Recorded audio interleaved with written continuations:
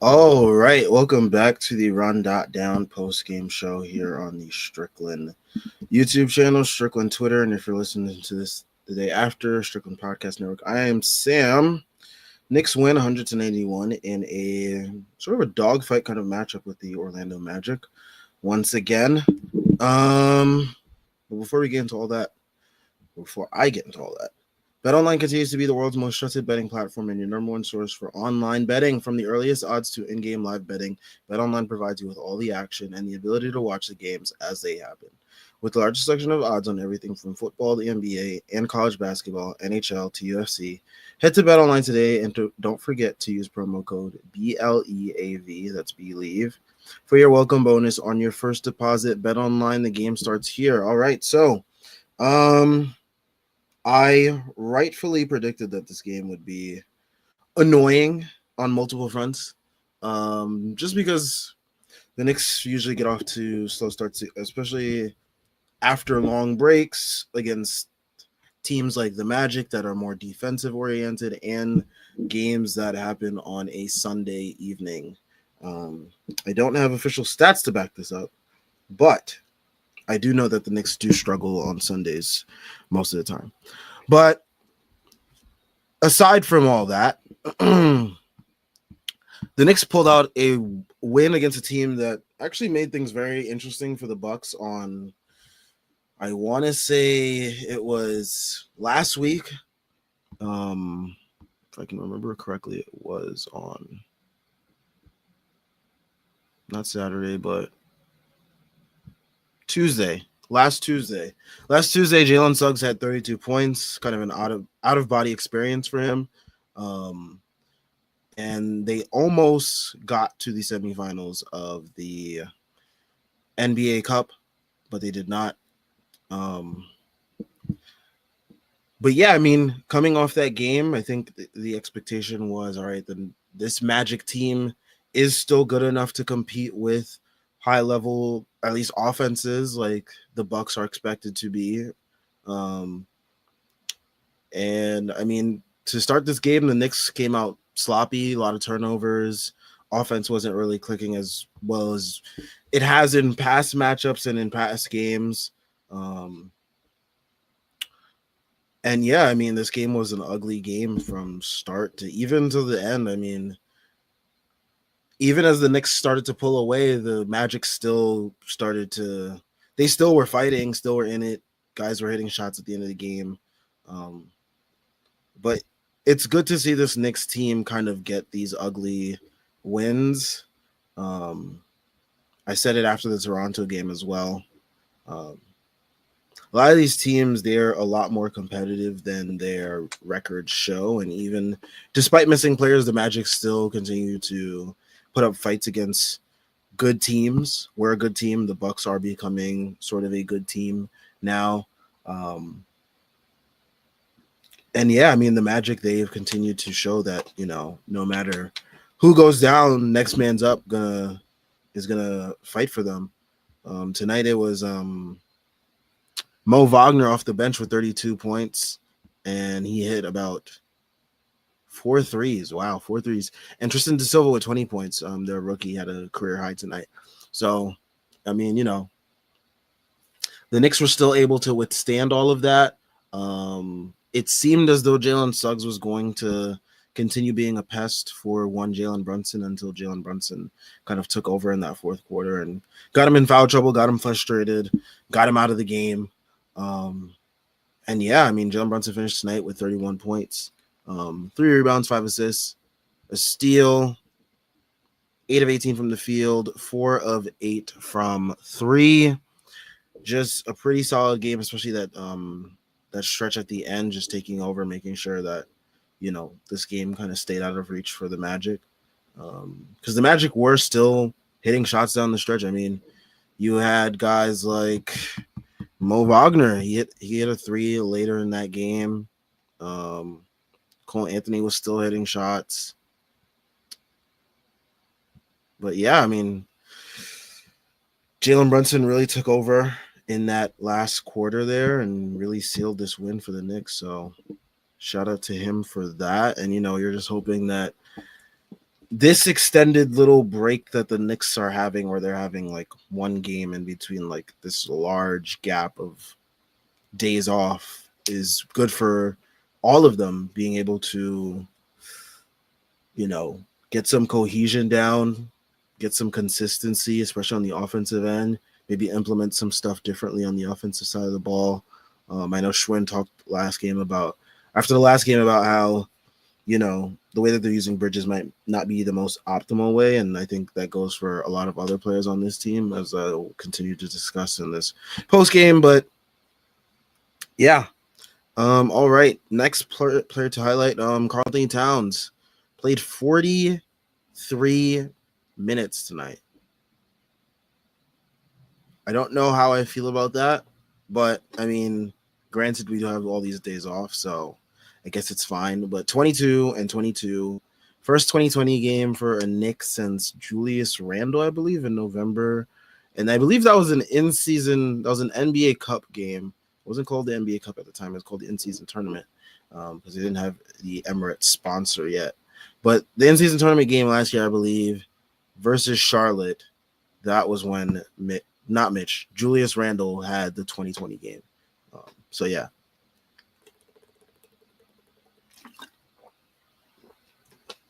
Cat already joining like the Knicks record books in terms of, in his first like 24 games that he's played, because he's been out for some of the 26 games that we've played so far. But I mean, yeah, he's been doing his thing. I mean, is it safe to say he's gotten better as a rebounder, or this is like his best rebounding season in the league? I don't remember. I remember him being like a pretty okay to solid rebounder, pretty good rebounder for most of his time in the NBA. And granted, the last couple of years he's been next to Rudy and been spacing the floor a lot more, so the rebounding numbers don't look as spectacular. But I mean, this year he's like really cleaning up on the glass. I mean, last game against the Hawks, I want to say he had 19 after having 14 and a half. Yeah, 14 and a half. And he had 19 on the game. Tonight he has 22 rebounds. He has 5 assists tonight. Has a block. Really going back and forth with Mo Wagner there. So yeah, I mean, Cat's been doing his thing as a Knick. The other player to highlight tonight is one Mikal Bridges. 17 points, 1 rebound, assist, steal, and block each. Looked way better defensively, I would say, tonight. Definitely played a hand in Jalen Suggs' struggles. If you look at Jalen Suggs' stat line tonight, 4 of 19 from the field, 1 of 5 from 3. I think Mikal's length really bothered him. And even when Mikal's length wasn't really bothering him, I think that kind of just set the tone for Jalen Suggs tonight on offense, and just couldn't buy a shot. And I think that's also what kind of meshed with his struggles on the offensive side of the ball, and then it led to his frustrations on the defensive side of the ball when Jalen Brunson was cooking him towards the end there. That last foul, by the way, just absolute brain fart moment. You had to be thinking that he wanted to get out the game at that point, and don't blame him. If things aren't going your way and you're getting cooked on the side of the ball you're supposed to be actually really good at, then yeah, I expect that you're going to want to be out of there. But yeah, shout out to Mikal. Hopefully, this can be the start of an extended stretch of really good defense. But then again, Jalen Suggs is also not really like the most offensively talented guard to, be giving to, really perk our ears up at Mikal's defense for. But credit to him for, still slowing him down, making things hard on him. Josh Hart tonight, 12, 5, and 5, and 4, almost a little 4x5 there. And yeah, gave us a nice little moment, giving us the Pops meme right there. But yeah, Josh Hart just doing Josh Hart things. Really active, especially defensively. you saw tonight, getting out in transition, getting some easy scoring opportunities for us. Just continuing to do what Josh Hart does. You're hoping that, especially like with Mikal, the defense is consistent.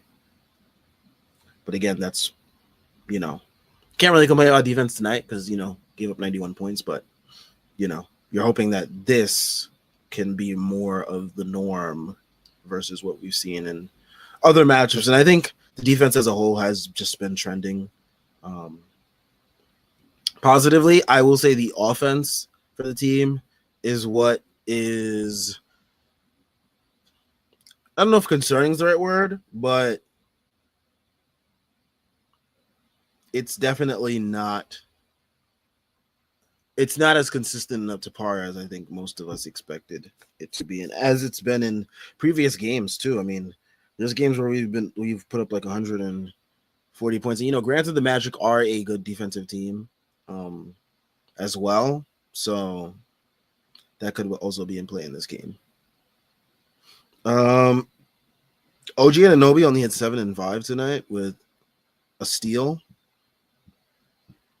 I don't know if the early 2 fouls really kind of messed with him there, but he really also just didn't seem like as involved as he was in previous games, which is totally fine, I guess, but we still got the win. But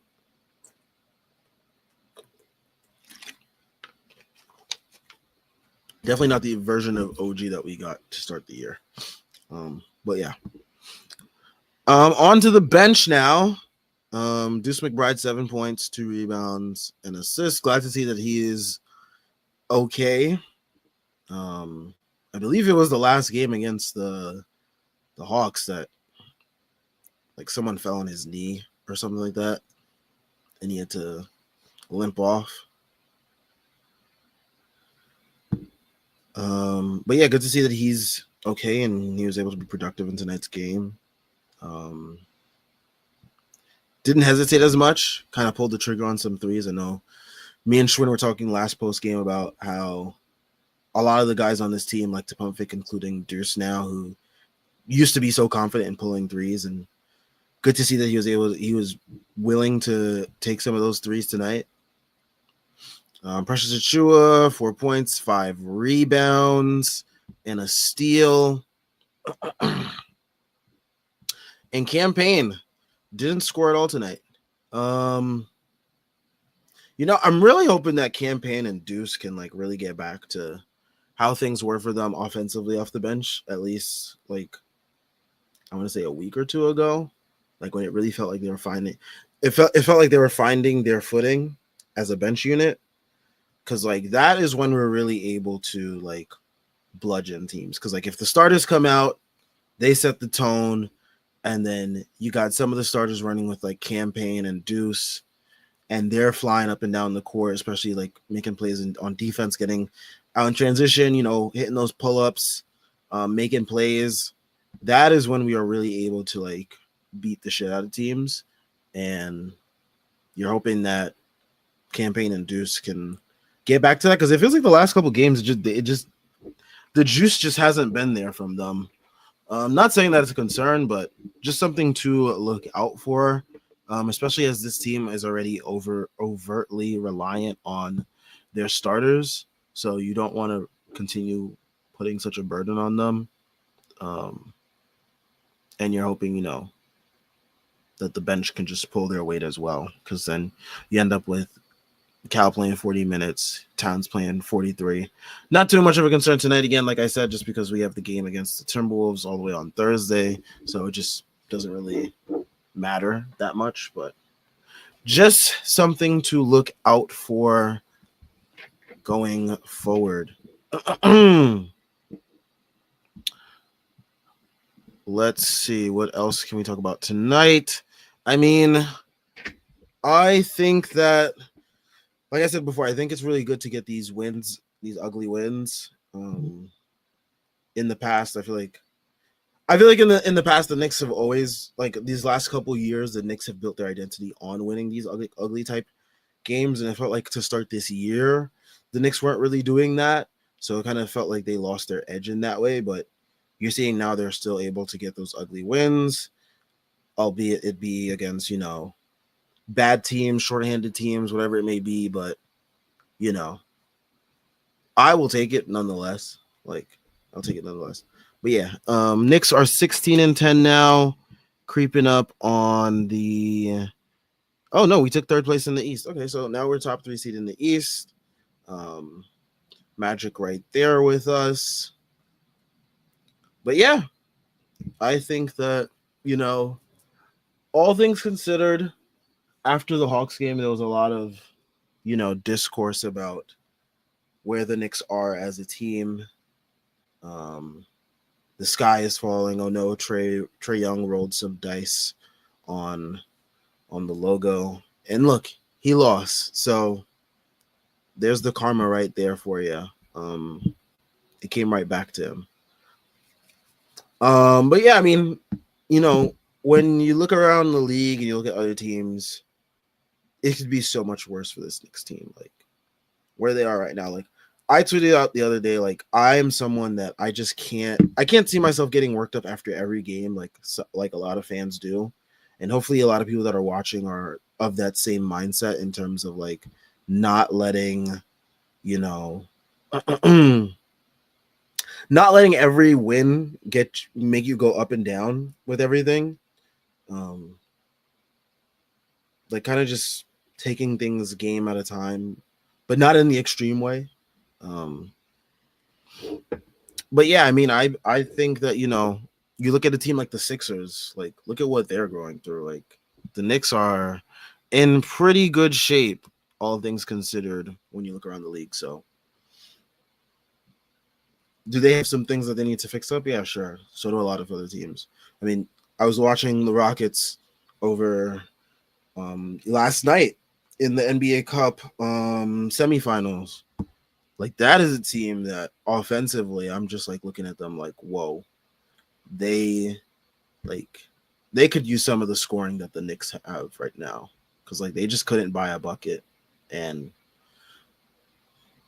it was brutal to watch. And you just saw like how they lost that game to the Thunder. Like they did all they could defensively, and defense can only get you so far in this league. But if you don't have no offense, then yeah. All right. We get to some comments. We don't have that many comments here today. So I guess I'll be getting out of here very soon. Chris Bernhardt says Suggs. Dennis playing like Terrell Suggs, who I heard is a distant cousin of his, apparently. Bro, this ain't the gridiron. Calm down, man. Yeah, I mean, the Magic, like I've said in the past, the Magic, teams like the Magic, they get the benefit of the doubt on the defensive end, physicality wise. Like they're able to just do things that you can't do if you don't have that reputation for that year. Because the Knicks of prior, like the last like 3 or so years, or 2 or 3 years, Knicks defensive reputation has been like up there, but like this year they don't have that reputation, so the Knicks can't really get away with being as physical of a team. But yeah, I mean, last year you saw what the Knicks were able to, I don't want to say get away with, but like they were able to just play a style of basketball that was like they were like a gritty team. So like they got the benefit of the doubt on like some plays, some calls. So, that's what you're seeing with the Magic. Physical defensive reputation teams, they get to get away with stuff. And you saw it with Suggs. Like Suggs fouled Jalen Brunson like 4 or 5 times on that play before they even called it. So but yeah, that's the benefit of the doubt that you get as a defensive team. So the Knicks have gotten that in years past, and you're seeing it now with the Magic. So Jason Aravalo says the refs had to foul Suggs out because he's OD. Suggs fouled himself out. Like the refs had to call something at one point. Like they let him get away with a lot tonight, and they let him get away with a lot on that play specifically, like I just said. So Suggs only has himself to blame. Should have chilled out. All right. Next game is against the Timberwolves. Timberwolves are an interesting team. As we all know of our history with the Timberwolves. One Julius Randle, who's actually 4 of 11 right now. Not playing his best basketball against this Spurs team. And one Dante DiVincenzo, who we also had as well, who is 1 for 3 of 7 from the field right now. It's going to be a very interesting game. I don't have the best read on the Timberwolves just because I haven't watched too many of their games. I know they're really inconsistent. I know Anthony Edwards had to call them out as a team to start the year. So, yeah, I'm not entirely sure the read on this Timberwolves team, but I think it's a team that we should be able to beat. I mean, they don't have the defensive reputation from years past, I want to say. Especially with one Julius Randle there, who is someone that will fall asleep on plays or just not care. And that's something that the Knicks might look to exploit. It's going to be very interesting to see how they involve like Randle in actions and stuff like that. If they do, how they decide to go at him. Because that is a glaring weakness, I think, right there. Like we know him best as like fans and as a team. So I feel like, the Knicks should look to exploit that in a way. We'll see. I'd leave Jaden McDaniels open all day.